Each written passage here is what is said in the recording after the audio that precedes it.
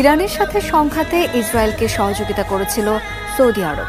Tel Aviv ভিত্তিক সংবাদ মাধ্যম ইসরায়েল হায়োমের এক অনুসন্ধানী প্রতিবেদনে উঠে এসেছে বিস্ফোরক এই তথ্য। বলা হচ্ছে, প্রকাশ্যে ইসরায়েলি হামলার নিন্দা জানালেও গোপনে প্রতিবেশী জর্ডান ও ইরাকে হেলিকপ্টার পাঠিয়ে তেহরানের ড্রোন ঠেকিয়েছে রিয়াদ। তবে আনুষ্ঠানিকভাবে ইসরায়েলকে সহযোগিতার কথা এখনো স্বীকার করেনি দেশটি।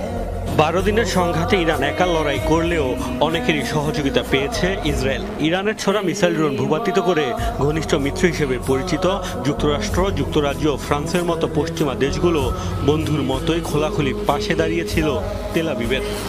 মুসলিম দেশ জর্ডানের বিরুদ্ধেও রয়েছে ইরানের হামলা মাঝপথে ঠেকানোর অভিযোগ। তেহরানকে সরাসরি সহযোগিতা না করলেও সৌদি আরবকে অবশ্য শুরু থেকেই ইসরায়েলের বিরুদ্ধে কথা বলতে দেখা গেছে।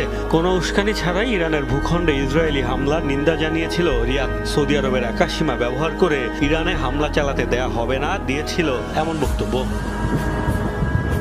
প্রকাশ্যে ইসরায়েলের নিন্দা জানানো সৌদি আরবের বিরুদ্ধে এবার উঠেছে গোপনে নেতানিয়াহু বাহিনীকে সহযোগিতার অভিযোগ। বিভিন্ন সূত্রের বরাতে এই চাঞ্চল্যকর তথ্য প্রকাশ করেছে তেল আবিব ভিত্তিক গণমাধ্যম ইসরায়েল হায়োম। তাদের এক অনুসন্ধানী প্রতিবেদনে দাবি করা হয়েছে, ইসরায়েলকে লক্ষ্য করে ইরানের ছোড়া ড্রোন ঠেকিয়েছে সৌদি আরবের বিমান বাহিনী। প্রতিবেশী জর্ডান, ইরাক ও নিজ দেশের আকাশসীমায় হেলিকপ্টার মোতায়েন করে এসব বিস্ফোরক বোঝাই চালকবিহীন আকাশযান ধ্বংস করেছে তারা।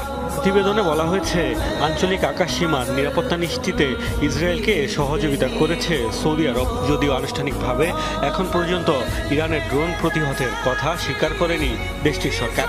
মধ্যপ্রাচ্যের অন্যতম শক্তিশালী বিমান বাহিনী সৌদি আরবের। অবশ্য দেশটির কাছে থাকা fighter jet, air defence system সহ বেশিরভাগ সমরাস্ত্রই ইসরায়েলের সবচেয়ে কাছের বন্ধু যুক্তরাষ্ট্রের দেয়া। গাজায় 21 মাস ধরে বর্বরতা চললেও ইসরায়েল বিরোধী জোরালো অবস্থান নিতে ব্যর্থ হওয়ায় সমালোচনার মুখে পড়তে হচ্ছে সৌদিকে। মোস্তফা মাহমুদ, যমুনা নিউজ।